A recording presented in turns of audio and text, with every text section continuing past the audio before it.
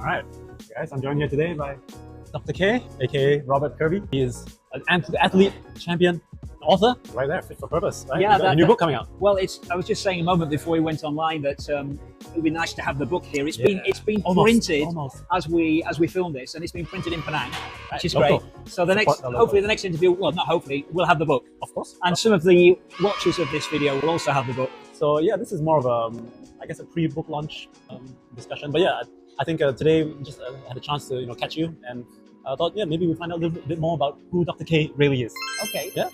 Perhaps you could start by telling us, how do you stay in shape? You're in amazing shape. Do you mind if I ask you, how old are you? Well, let me answer it like this. I'm 50 years young, and I've celebrated my 50th birthday for the last 21 years. So quickly do the maths, and you'll work out it's 71, yes. I don't feel 71. Hopefully I don't look 71. You asked me who I am. My goal right now is, and has been for quite a few years, is to be able to encourage younger people than myself, and I tend to surround myself with younger people generally, is to be able to encourage them to think and be able to do what I'm doing at age 71, running marathons, doing time trials, full of energy. So yeah, it's important for myself, but also I want to encourage others to think, yes, when I get to Robert's age, I'll be able to do what he's doing and maybe even more. Let's just make it clear to the people out there, you're doing more than most people would, right? At any age. Right, you run half marathons, you swim, you cycle hundreds of kilometers. Right, so you just did a 60-kilometer in the morning. Yeah, I'm active. I mean, I have to walk my talk, and part of keeping healthy is we have to move. Now, I want to make it clear that not everyone has to do duathlons or half marathons, but we do have to move, ladies and gentlemen. And what I would say is my goal every day is to at least achieve 10,000 steps. My role is to be an ambassador for longevity.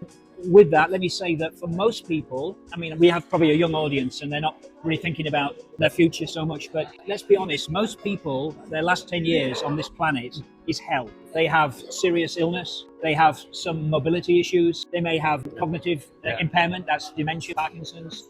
And so we don't want your last 10 years on planet Earth to be like that. We're talking about health span, not lifespan. So the book that I've just written, Fit for Purpose, 10 chapters, I believe, Sam, that if the reader just takes one action from each of those 10 chapters, and there's many action points, at the end of each chapter, there's a summary of the chapter key points for each chapter. They just take one from each of the chapters. I believe they can add 10 healthy years to their lives. Good years, practical steps, just taking, like just addressing, for example, purpose in life, exercise, nutrition, sleep. Sleep's an important one. In fact, sleep impacts all of the other 9 chapters. Making sure the environment that you're in is healthy, taking care of your brain, your heart. How many hours of sleep do you get in a night? Last night I got 7 hours, and I monitor my sleep through my Fitbit. I got 7 hours and 15 minutes of sleep. I got 1 hour 15 of REM sleep, 1 hour of deep sleep.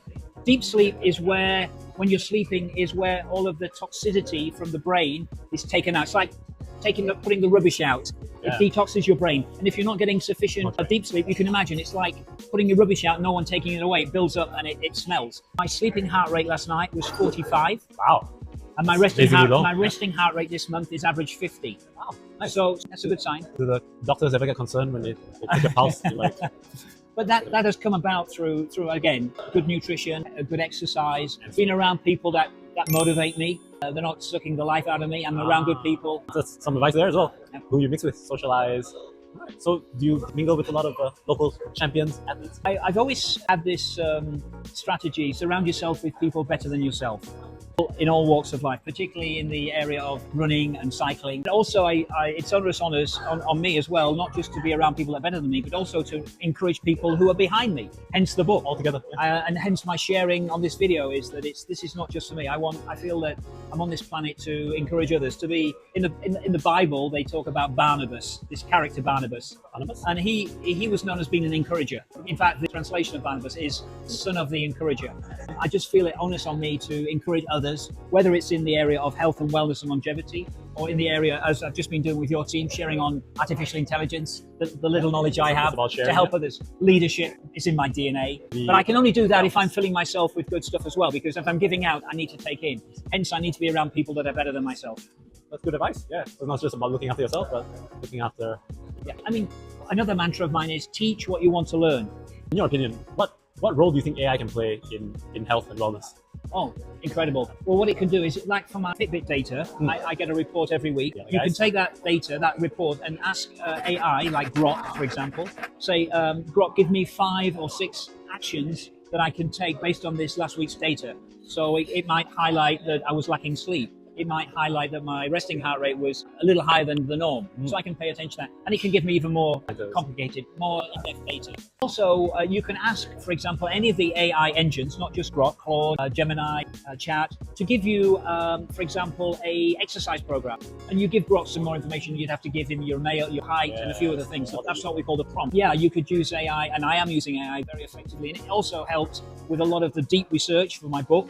I was able to go deeper than I would have been normally without AI to really search out and give me the citations for all of the evidence behind the knowledge. It's like having a PhD graduate working for you for free. Oh, for the subscription you pay for your AI. Okay, one final question. If I was someone who has not been very active most of my life, and now hearing you speak, I am inspired to action, what would be my first steps to take to get back into running or cycling or active lifestyle? I say this with sincerity. Read my book. And I'm not doing that because I want you to buy it. But seriously, I have put a lot into that book, and it really is good stuff. Yeah. Read the book. First action would be start to measure your steps. How many steps are you currently doing? And then with that, based on the content in my book, you can start to set some goals. For example, if you're not exercising, I'm going to exercise for half an hour at least twice a week.